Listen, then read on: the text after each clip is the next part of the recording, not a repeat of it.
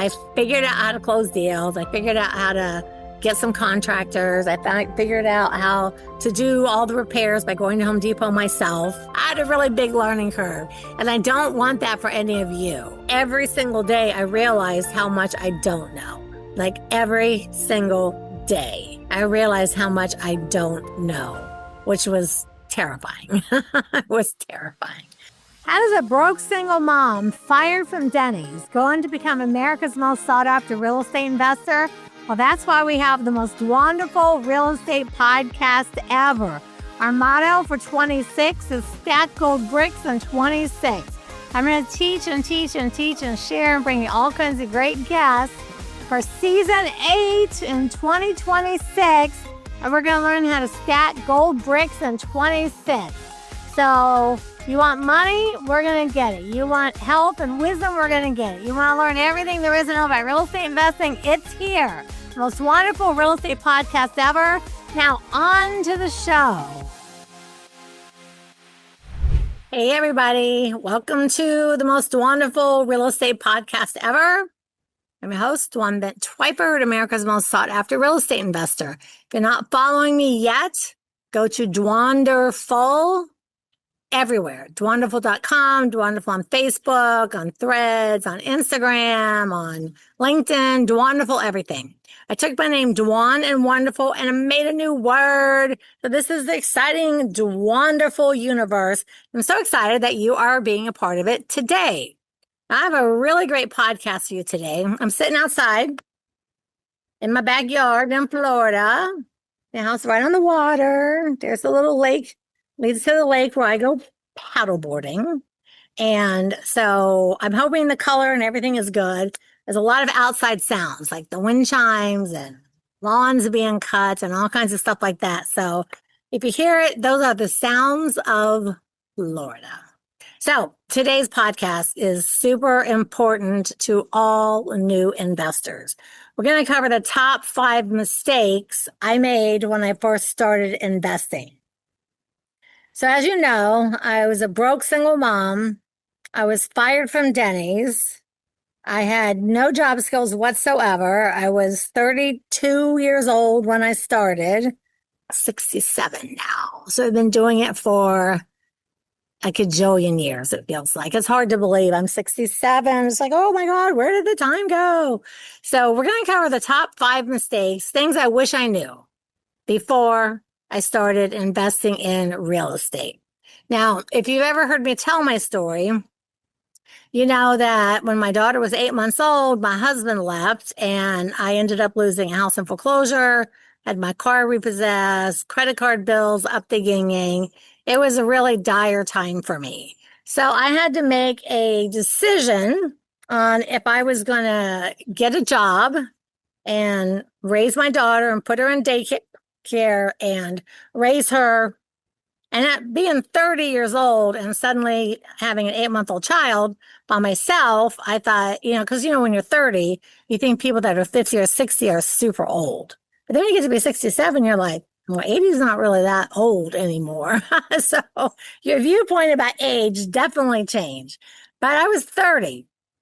And I thought, well, if I get a job and put my daughter in daycare, I'm going to I'll be 50 basically when she's done and out of the house and all of that. And at 30, I thought, gosh, 50 is so old. I'll be so old. Like, what will I do? I'll be 50 years old. I'll be an old woman. And then my other thought was, well, I could try something on my own, put on my big girl pants, and I could try something on my own and work for myself. So I could raise my daughter myself and never use daycare and never, raise her and teach her how to read and put her in kindergarten when it's time and all of those things. And I had always dreamed of being like the Girl Scout mom, the cookie mom, the homeroom mom, the field trip mom, have a disco ball in my house, be the disco ball mom, have the fun house. And all those things. That was really important to me. And listen, I'm not hating on anyone that uses daycare. I understand that most of America does it. It takes 2 incomes to support a family. Kids go to daycare, they go to preschool, they go to kindergarten, and so on. But I really didn't want to do that. I actually waited until I was 30 purposely so that I could get all my partying ways out of my system And then I could raise my daughter and do all those fun things. So all of my dreams of being a mom were like completely shattered. It's like, okay, now I got to get a job. I do this. I got to do that. I got to pay for daycare. I got to pay for insurance. I got to pay blah, blah, blah, blah, blah. So I had met some people and they said, we fix up houses and we fix up cars. So I had a couple lunches, had a couple meetings, and they were like, oh, you just have to go down to the county courthouse in Palm Beach County, write down all the foreclosures, use those big maps. So this is pre-Google. Everyone just understand, pre-Google. I am older than Google. And you get the addresses, you map them out, and you go door knocking. So that's what I did. I took my baby. I went to the courthouse in Palm Beach County. At that time, nothing was online. Again, pre-Google, nothing was online. All the things that I did are online for you now. So when people say, oh, Dwan, I can't do it, I'm like, I call bull. I call bull. Everything is at your fingertips. I could sit right here on my patio, enjoying the beautiful Florida winter and get everything I need online with never having to leave this patio. But that wasn't the case. So I listened to what these guys told me. I drove to the county courthouse. I wrote down all the foreclosures. I used those big paper map books. Ugh, I thought those things were going to be the death of me. And I went and I knocked on doors and I had my baby hanging on my hip, knocking on doors. And I would tell people, I want to buy your house. I see you're in foreclosure. You're losing your house. I want to buy your house. So you can imagine that went over like a lead balloon. I probably knocked on over 100 doors before this woman, Barbara, said, I'll work with you. And I was like, oh, good. So she was a single mom. I was a single mom. I knew I could get the house, I could fix it up, and I could sell it. So at that time in my life, I thought fixing up meant decorating. So I was like, oh, how hard could this be? These guys, like, they buy houses, they do cars, all this stuff. I just buy it, I fix it up, I sell it, and my daughter's with me every day, and I have a career. So that's it. Honestly, being so naive was probably my best asset. Because if I knew all the things I knew today, I probably would have been scared to actually do it, to be honest with you. I feel like for sure I would have been scared to take such a giant leap. Because, you're selling a house. It's not like I'm selling a car or I'm selling some furniture. I'm selling a house. And a house is a giant thing to sell and wholesale. So I went into it very, very blind. But again, I feel like at that time, being blind was my best asset. I didn't know what I was getting into. So because I didn't know what I was getting into, I didn't have any fear of failing because I thought, well, how hard could it be to knock on doors, tell someone I can help them out, and I could live in their house and fix it up, and we could split the profit. That was my first deal. We'll split the profit. So basically, with the woman that I met, I had a sales contract and she signed it. I signed just a sales contract, like nothing else. And we kind of did a hug and a handshake and okay, we're going to help each other out. Now, if one of you came to me and said, hey, Dwan, I talked to a homeowner. We made a deal based on a hug and a handshake. I'd be like, are you out of your ever-loving mind? You can't do that. You need paperwork. You need documents. You need to secure that deal. You can't do that. But I was lucky that she found me and she was lucky I found her because we were both honest and we worked together. And I made $22,000 on my first deal, which is nothing to sneeze at. Because back in those days, 22,000 was actually an entire year's salary for people that had good jobs. Like my dad made $18,000 a year back then. So making 22,000 on one deal was a year's worth of money from 99% of the people in the country. So I was like, oh, I'm rich. I'm going to do this again. Then I made 50 grand on the second deal. And then I made like 12 on the third deal. And I was like, I'm never doing anything else. I'm doing this forever. And 35 years later, I'm still doing this forever. So the good thing is I had the gumption to start. The bad thing is I was so clueless. Like it is frightening how clueless I was. So the first big mistake is I didn't have any education. Again, there was no Google, there was no internet, there was no going online, watching webinars, watching workshops. There weren't RIA groups, REIA, Real Estate Investing Associations. There weren't RIA groups around the country yet. Like none of those things existed. And I still made it work and I still became super successful. I became a woman in a man's world and I made it super successful. And now I have spent the last 30 years teaching and training folks just like you so you can be successful, never make any mistakes, and do all of it exactly the right way with my help and my guidance. So God has placed me in front of you today to tell you some of the things I didn't know, I did know, I didn't know anything. And let's go through them. So the first thing, like I said, was no education. Now here's the scary thing for folks like you today is everybody's on the internet. So someone could just be a good marketer and have this flashy website with these flashy programs. And you think, oh, I'm going to spend $3,000 or $4,000 or $5,000 and I'm going to invest in that. But you can be a good marketer and not be a good trainer. I'm a good trainer. I'm a good coach. I'm a good mentor. I'm going to take you from whatever level you're at to the sky, to the moon and back, wherever you want to go. I can teach you, I can guide you, I can help you, and I can make sure that you get there with no mistakes. Imagine starting a career knowing that you're never going to make a mistake. I mean, think about the power of knowing you're never going to make a mistake. I mean, I can't even imagine starting off with all the information that you guys have. But you do have to be careful who you work with because not everybody has morals. Not everybody has a moral compass. Some people are just in it for the money. Some people are just in it for the money of selling programs. They're not really there to help you or teach you. Or you get and put some giant group coaching, like once every week, you're on a call with 500 other people and you never get to ask questions and have someone help you and guide you, which I do. I do that. So I will work with you every single step of the way. That's one thing you can count on with me. So I started off with no education. My next big mistake is I did not know anything about the paperwork. I actually had a Florida real estate contract, and the guys I knew took the contract and put little X's by the places of things I was supposed to fill in. Like, here's the property address, here's the legal address, here's the closing date, here's where people sign. So I had a contract that was 8 pages at the time that I had never read.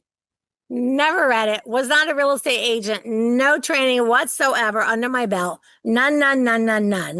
And so when I did my first deal with this woman, Barbara, I had this sales contract. I said, okay, so we're going to fill out this, we're going to fill out this, you're going to sign here, I'm going to sign there, and we're going to hug and handshake, and we're going to do a deal. She moved out, I moved in, and I was fixing it up when I discovered that fixing up meant rehabbing. So I literally became the queen of Home Depot. Back then, I think I don't know if they still do the live classes anymore, but I know they have a million videos online. But I went to the live classes. I learned how to lay tile. I learned how to build kitchen cabinets. Ayla would be sleeping, and at night I'd be building cabinets. She'd be sleeping, I'd be making screens for the windows. And I learned to do all these things from the seat of my pants. So I didn't know anything about contracts. Now, nowadays, if I was going to do a contract with a homeowner where they were going to move out and I was going to move in and we are going to split the profit, I would use an equity sharing agreement. I would use a homeowner's agreement. I would use a sales contract. I would use a deed. I would use the land trust, and I would have that thing paperworked to death to protect both of us. Because the homeowners need protecting, because some investors are not as scrupulous. They're just unscrupulous. They just are after money, and they don't really care what they leave in the wake behind them. So I did not know anything about my paperwork. Now, my first deal, my homeowner, I have this contract, right? And I say, okay, so here's the contract. And I said, sign here and sign here and sign here. And I give it to her. And she said to me, would you please explain the contract to me? I'm like, sure, I can explain the contract. So I've got this sales contract. I read the first line. Okay, this is your address. This is my name. This is your name. This is the legal description. And then she goes, no, I want you to explain the entire contract. The entire contract to me. So I start trying to go through, and as I'm reading it and I'm going to the next page and the next page and the next page, I'm reading the paragraph out loud. Then I'm trying to explain it to her. But I don't know anything about contracts. I just remember that I was kind of winging it and doing a good job, and I got to the word estoppel. It's burned in my brain forever. I got to the word estoppel, and I'm like, estoppel. So what does that mean? I'm like, and so I finally said, Barbara, listen, I have a confession to make. You're my first deal. I know I can help you. I know I've got people I can ask questions to. I know I can make this happen. I've actually never read this contract.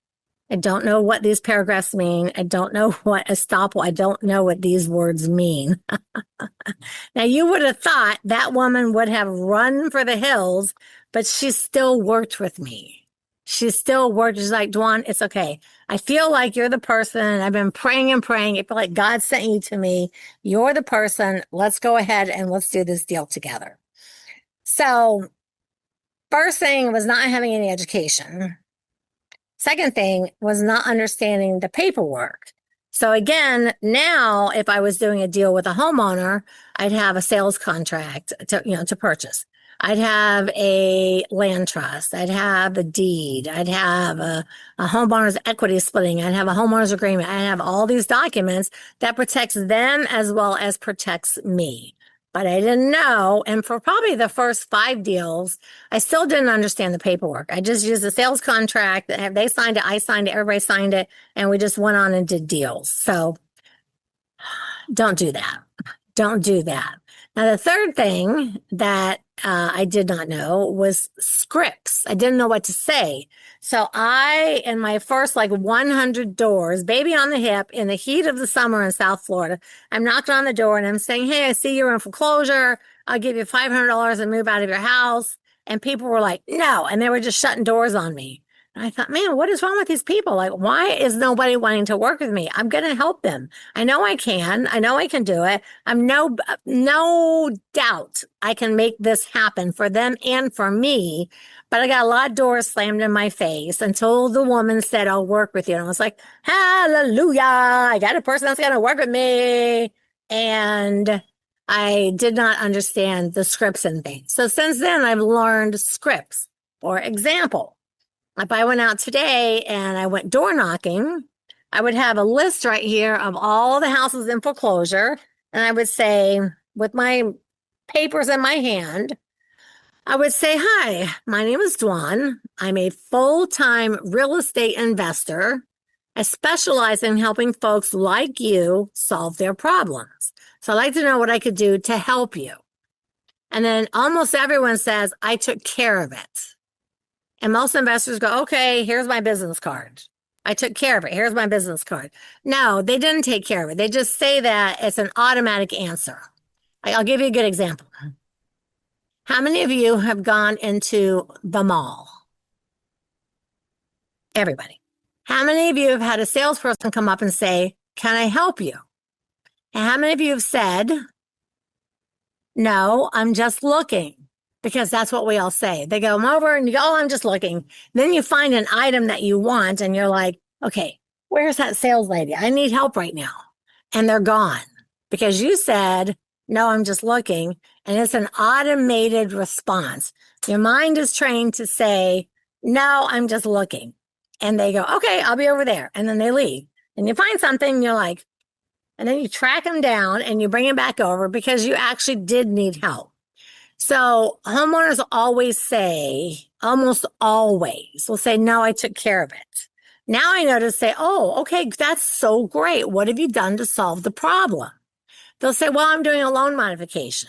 Oh, man, a loan modification. That's so smart on your part. Loan modification is actually what I would recommend too. How many payments have you made? Is the bank signed the loan modification papers? Have you made the first payment? And then they'll say, okay, well, I'm talking to the bank. I haven't actually done anything. And they'll tell you the truth, which is they don't know what they're doing. They haven't solved the issue. They just say, no, I took care of it, or no, you have the wrong house. If they say you have the wrong house, I'll just pull my paper out and go, okay, well, here's your name. So let me get your phone number so I can get your name off this list. Then they'll give me their phone number. I say, okay, I got your number. I'm going to try to get you off this list. But what are you doing? Have you done a forbearance? Have you done a loan modification? What have you been doing? And they will always come around and say, I haven't done anything. So knowing the scripts is so important. And when I first started doing short sales, I would just call the bank. Do you guys do short sales? Here's my offer. Let's make the deal work. And then if I was going to wholesale the property to a rehabber, I'd say, okay, I'm wholesaling it for this much. And they'd go, what'd you pay? And I'd say, I paid this much. And they'd go like, you can't make $10,000 on me. I'll give you this much. And they'd let me make 5. So if you ever let a rehabber haggle you down from 10 or 20 or $30,000 to 5, then forever till the end of time, that rehabber will only pay you $5,000 a house. That's why when I'm wholesaling, I'm getting it from a homeowner, I'm going to sell it to a rehab or a landlord, and they say, what'd you pay for it? I always say now, what I paid for is not part of this equation. This is what I'm selling it for. Do you want to buy it at this price? Well, what'd you pay for it? I'm not going to discuss what I paid for it because what I paid for it doesn't make any difference to you whatsoever. And some people will insist, I'm not going to buy it unless you tell me what you paid for it. I say, okay, well, that's fine. My side is my business. So I'll just take you off my buyer's list. I'll just take you off my buyer's list. And then I won't call you for any more deals. I'm, oh, wait. You don't have to take me off your buyer's list. You don't have to be like that. So I never let them know what I'm paying. I mean, they'll see it at the closing, obviously. I never let them know what I'm paying because I don't want them to haggle me down from this price because this price is a good price. I wouldn't give it or offer it to them if it was not a good deal. So that's the second part, is not knowing the scripts. And when you call the bank for a short sale, I say, hey, my name is Dawn. I'm a full-time real estate investor. I do short sales for a living. I have a short sale ready for 123 Elm Street. I'd like to send you over the documents. Well, as soon as you give me the approval on my short sale, I can close in 30 days. Or to the homeowner again, hey, my name is Dawn. I'm a full-time real estate investor. I see you have a pending problem, not you're in foreclosure. Don't say the F word. I have a pending problem with your property. I specialize in helping folks like you solve their problems. What could I do to be of service to you today? I don't care. Oh, you do. You care. What are you doing? Loan mod, forbearance? You gonna deed it back? What are you doing? And I get the homeowners to talk to me. So learning my scripts is so important. You need scripts for homeowners. You need scripts for the banks. You need scripts for working with other investors that you might try to wholesale or flip or do a quick turn house to somebody else. You need scripts when you're working with contractors. You need scripts for everything. I had no script. I just would knock, baby, and say, hey, I see you in foreclosure. I give you $500 and move out of your house and I'll buy it from you and da. And they'd be like, no, door, more doors. So that doesn't work. So you need scripts. And I find that for new investors, one of the biggest things I find for new investors is, for all of you, like they've never done a deal, and I ask, hey, what's your biggest fear? Most people will say my biggest fear is I don't know what to say, so therefore I don't know what to do, so therefore I'm afraid, so I'm not going to do anything. Listen, people, folks, friends, family, please don't let that be the reason that you don't do a deal because you don't know what to say. I will give you every single word that you will ever need to say to the homeowners, the banks, the rehabbers, the landlords, the title companies, everything. So not knowing the scripts was a really big thing for me. And it took me years. I mean, it took me honestly years, probably for the first 3 or 4 years of my investing career. I still hadn't figured out like a good thing to say, what would make people happy, what would make them not think I'm just some crazy flake standing there with a baby knocking on doors. Like, I don't know. People don't know. So scripts are so important. Oh gosh, I can't tell you what difference scripts will make in your life. I can't ever express enough how much you need scripts. So now, I did not have any education, started by the seat of my pants. I do not recommend. Do not recommend. It was good for me, because if I knew everything I know now, I probably would have been scared. And you might think, well, Dwan, I'm scared too. I've never done a deal, but you have me. You literally have me like right in your pocket to help you, answer your questions, work with you. I mean, when you invest in one of my programs, it gives you every detail, everything to say, everything to do, every piece of paperwork, everything you possibly could use. And then you can ask me questions, and I'll answer your questions and I'll help you. Like, honestly, you have me in your back pocket. Hey, time for a 2-second public announcement. How would you like to have a 45-minute strategy session with me personally, and we can sit down and discuss, and no strings attached, what your real estate investing career can look like in 26 as we stack gold bricks in 26. Go to DWonderful, DWanderful, DWonderful.com. Take my real estate investing quiz. Schedule a 45-minute strategy session with me personally, and let's see what we can do to get you going on the right track. Now, back to the show. The next thing is I did not know how to close a deal. So when I had my first deal under contract, I was like, okay. I called these guys like, okay, what do I do? Like, you have to find a title company. Well, again, no experience. I was like, what's a title company? Title company is a place that closes the deals. Okay, how do I find a title company? I didn't know. There were no real estate investing groups. There was no place for me to go to talk to other investors to find out what other investors were doing. So I had to figure it out. So I called all the title companies in the yellow pages. Yellow pages. Now, some of you do not know. I showed my grandkids recently. I said, hey, this is the yellow pages. This is how we used to find people. They just flipped through. They're like, how do you use this, Mimi? So I showed them like how to use the yellow pages, and they were like, no, we can just Google it. So I did not know how to close my deals. I didn't know that the job of the title company was to search the title of the property, make sure the title was clear, that I could buy it and either rehab it or live in it or wholesale it to somebody else. I did not know the job of a title company. They're the ones that will take the property, take your contract, they'll take the address, they'll take the legal address, and they'll run a search going back to the beginning of the property to make sure you can pass clear title. So I did not know that either. So imagine, this is probably my first 5 or 6 deals. I found one title company and I used them for a while. Finally, a real estate investing company opened up in South Florida over in Boca Raton. They're still there today, by the way. And I saw an ad in the classified section of the newspaper that said, real estate investing group, first meeting, And I went there thinking maybe I could find one other investor in South Florida. And there was 80 people there. I was like, there's 80 people here. All these people are investing in real estate. I can find everyone I need right now from this exact event.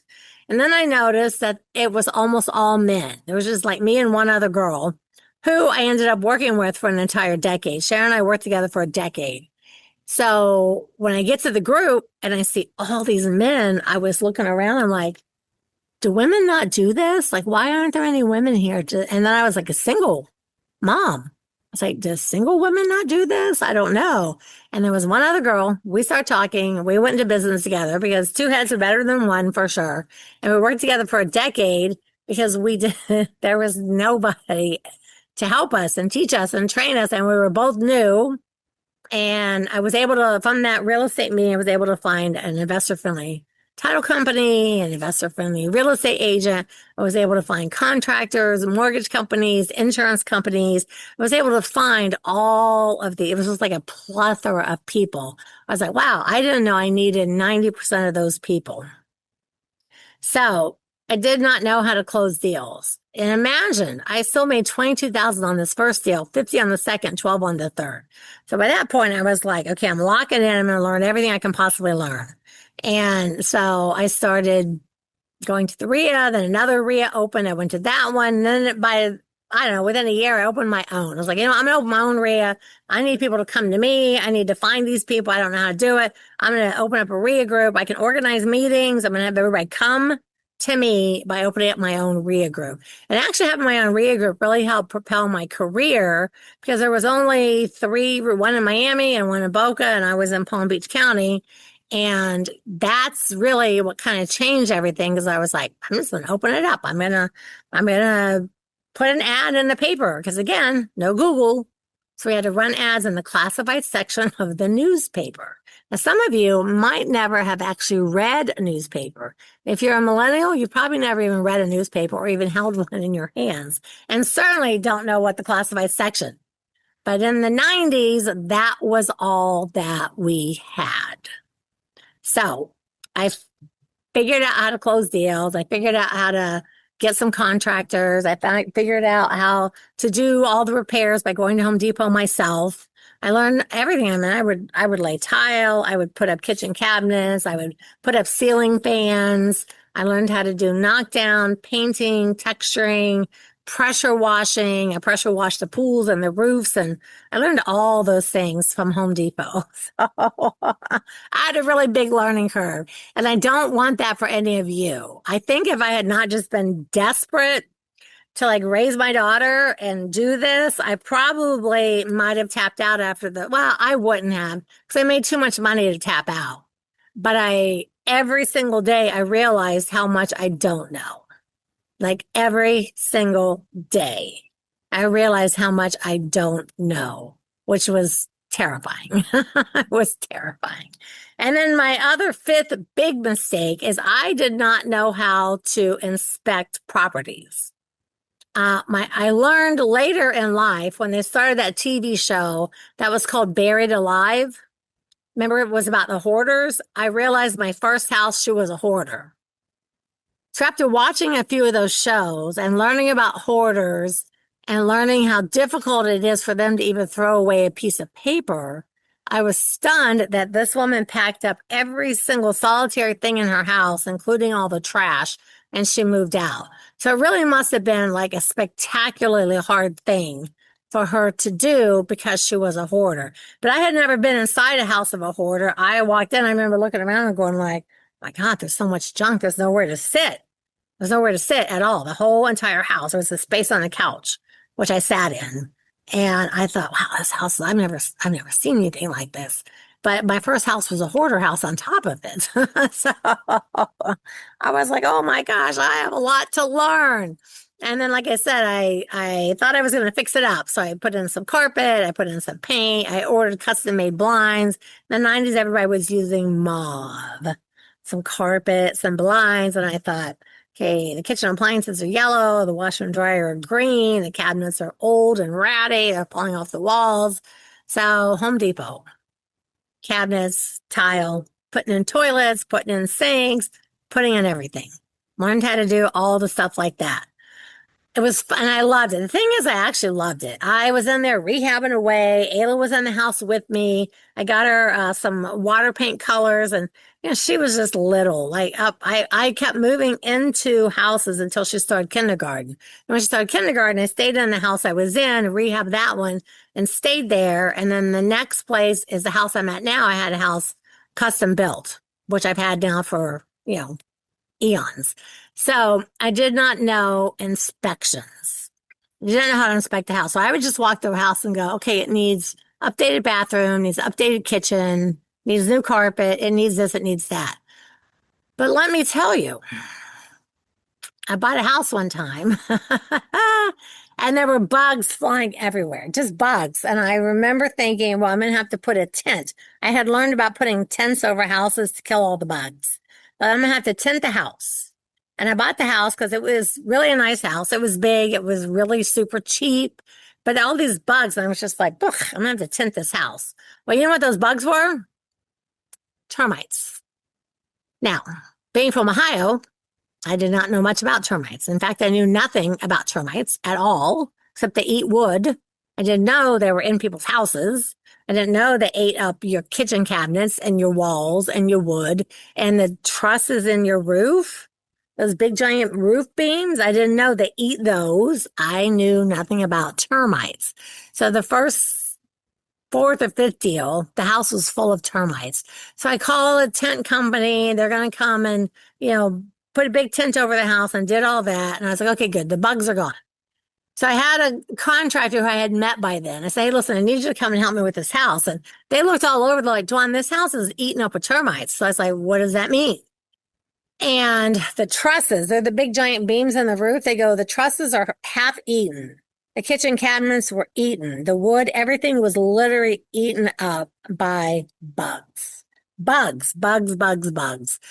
So I had to have someone help me. And like where there was a beam that was half eaten by termites, we put a sister beam. So all the roof had sister beams, which is expensive. All the cabinets that looked fine had to be torn off the wall. They're eating up with cabinets. Everything had to be torn out of that house, like everything. I had to take the drywall off and put new beams behind the drywall. The beams behind the everything was eaten up with termites. Now that deal, I thought I was going to make like 40 grand on. I made $2,600. That was it because of how much it cost to rehab it. I did not know how to properly inspect a house, which was really a bad thing to not know. I was lucky that the first hoarder house, the house had good bones. When they say good bones, you need good bones. I bought another house later on that had fire damage. I thought, oh, okay, the fire damage, and it started in the master bedroom. So the insurance company had fixed the master bedroom, put a new electrical. They did all that, but I did not know this. When your house is on fire and the fire department comes and they spray all that water, they spray the whole house. Do you know what's worse than fire damage is water damage? Do you want to know why? Because all that drywall gets soaked with water and it becomes like powder. And I was in this house, and it's the weirdest thing because I never do this. And I was looking at the house, and I leaned against the wall. I never do that. I leaned against the wall like this to like really study this house. And when I leaned against the drywall, because it had been soaked with water and dried, it was like powder. It was powder, and I just went poof. And I fell right through the wall, and I'm laying half in the next room and half in that room, just poof, right through the wall, down on the ground, covered in dust. I was like, what is all of this?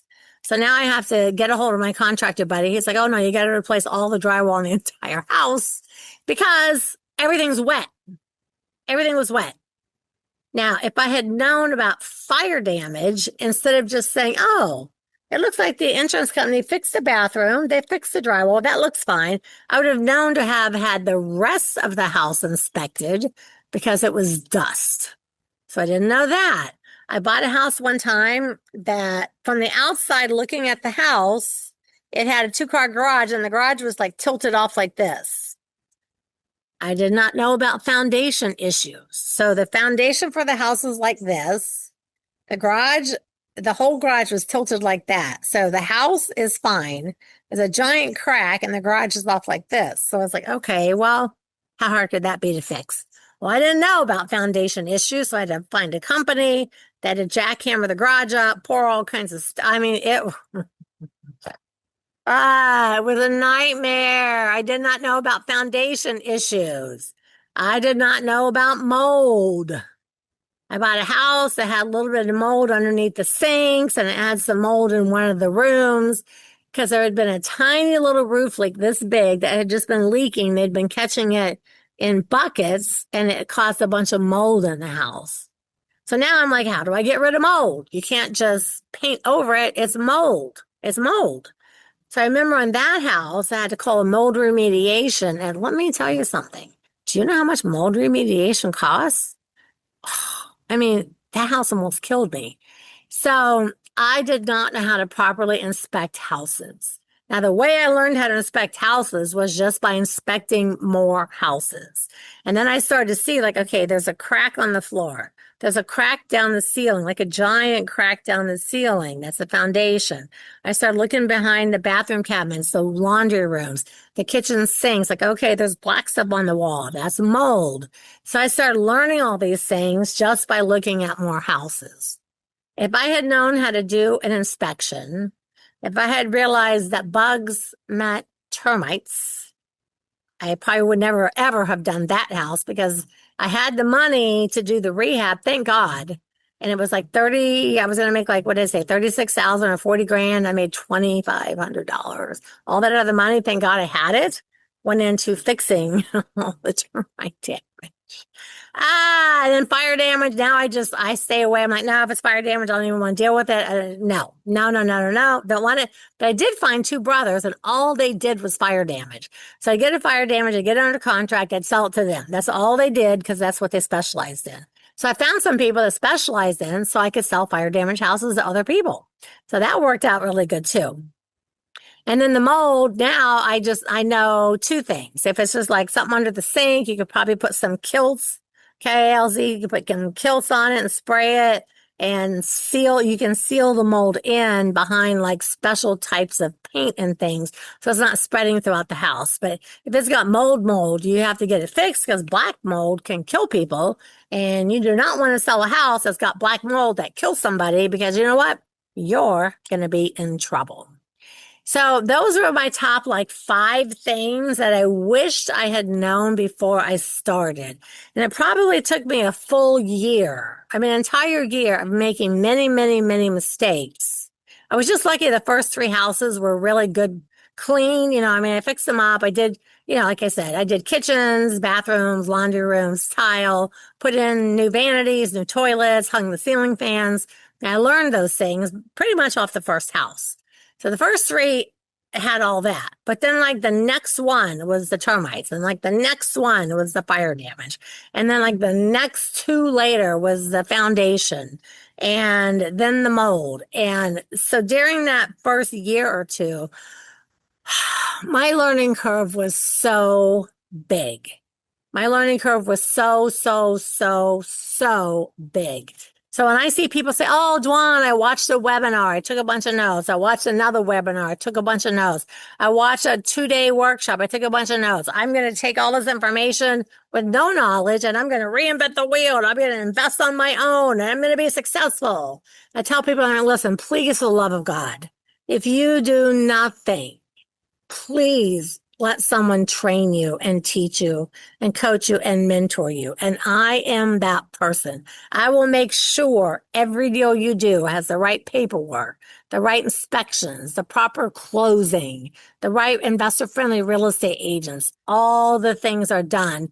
And then you don't have to go through all the trial and errors I went through. Honestly, it's a miracle after the first 5 years I still stayed in the business because I was always learning something new. Everything I did, I'd write it down, I'd take pictures, I'd remember it. So I was able to then just move on to like 20 years, 25 years of just 100% great deals because I knew what to look for.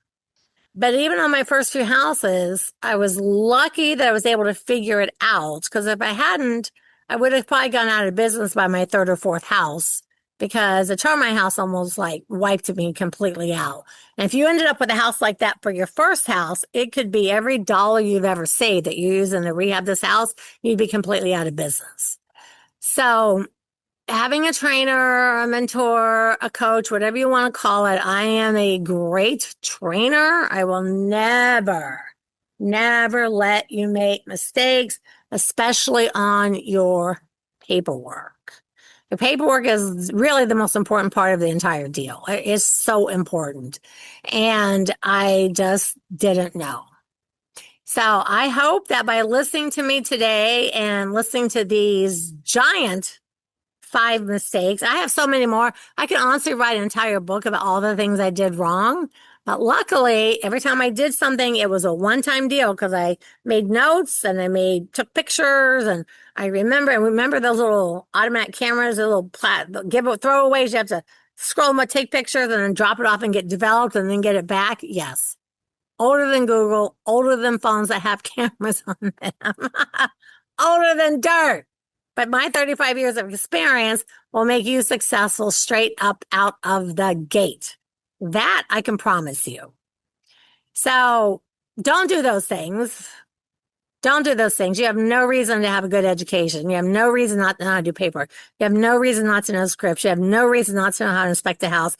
You have no reason to buy houses that have issues that are above what you can do. Okay. I mean, that termite house was like the bane of my existence.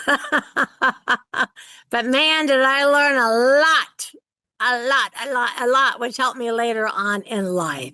So I want you to become a real estate investor. I want you to be successful. I want you to work for yourself. I want you to be able to sit on your patio in the middle of the day and talk and help and teach and answer questions and train other people and build generational wealth and teach your kids and your grandkids. Like build that down, build that generational wealth down. You can be the top of the totem pole for generational wealth for your family if you'll follow me.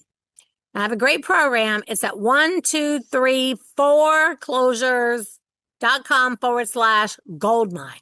123 FORECLOSURES.com/goldmine. You invest in that, and I will invest in you. I will answer your questions. I will oversee your deals. I will let you ask me anything. I will look at your paperwork.